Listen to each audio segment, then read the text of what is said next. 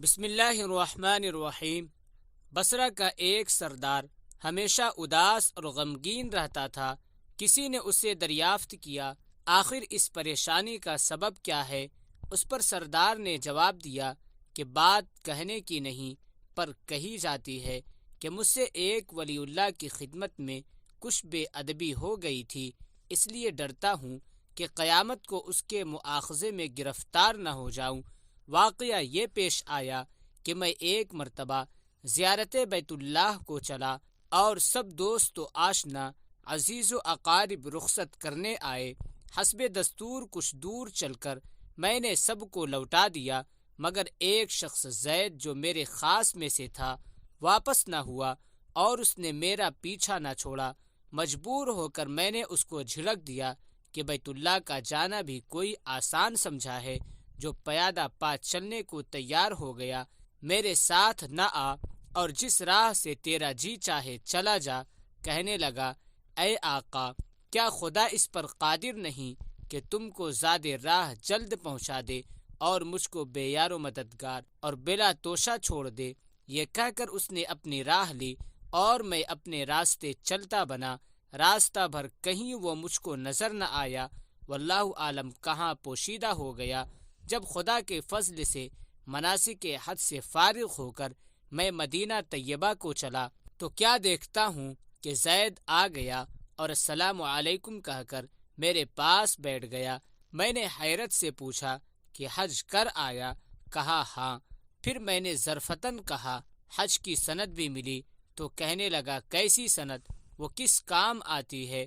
میں نے کہا، حج کرنے والے کو بیت اللہ میں غیب سے چٹھی ملتی ہے جس میں لکھا ہوتا ہے فلاں ابن فلاں حج کو آیا تھا اور اس کا حج قبول ہو گیا۔ پھر اسی سند کے ذریعے قبر اور حشر کے عذاب سے نجات ہوتی ہے۔ یہ سن کر زید روتا چلاتا بیت اللہ کو واپس چلا گیا۔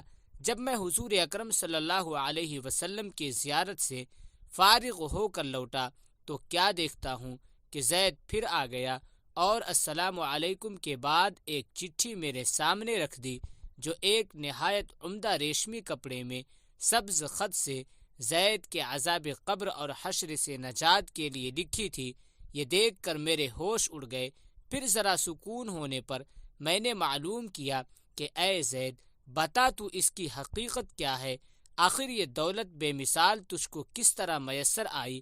تب اس نے بتایا کہ سنو بھائی، جب میں بیت اللہ پہنچا تو کعبۃ اللہ حاجیوں سے بالکل خالی تھا۔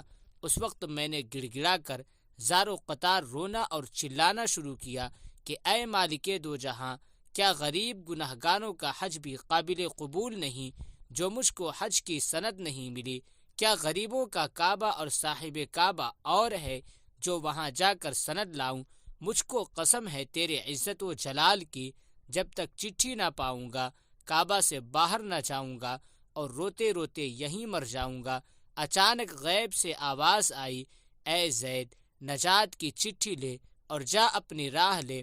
پھر یہ چٹھی میرے ہاتھ میں آ گئی، جس کو لے کر میں چلا آیا۔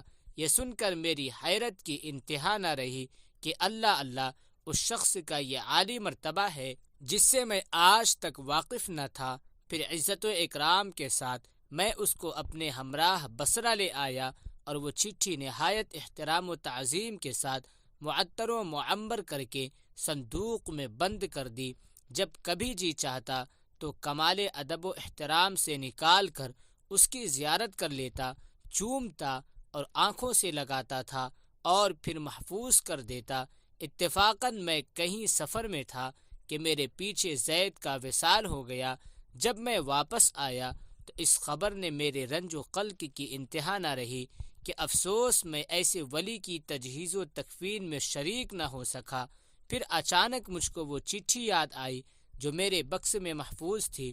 اب تو میں اور بھی بےتاب ہو گیا اور اپنے اوپر افسوس کرنے لگا کہ سفر کو جاتے وقت میں نے وہ چٹھی زید کو کیوں نہ دی۔ پھر اپنا مہر شدہ صندوق منگا کر دیکھا جو اسی طرح با مہر بند تھا۔ جب میں نے کھولا تو اس میں چٹھی نہ پائی۔ اب تو میرے غم و الم کا کچھ ٹھکانہ نہ رہا اور ایک حشر کا عالم برپا ہو گیا۔ زار و قطار رونے لگا اور روتے روتے سو گیا، کیا دیکھتا ہوں کہ طرح طرح کی سجی ہوئی جنت میں زید سر پر ایک تاج رکھے ہوئے زرق برق لباس میں تخت جواہر پر جلوہ افروز ہے، اور اس کے چاروں طرف حوروں کے جمگھٹے ہیں۔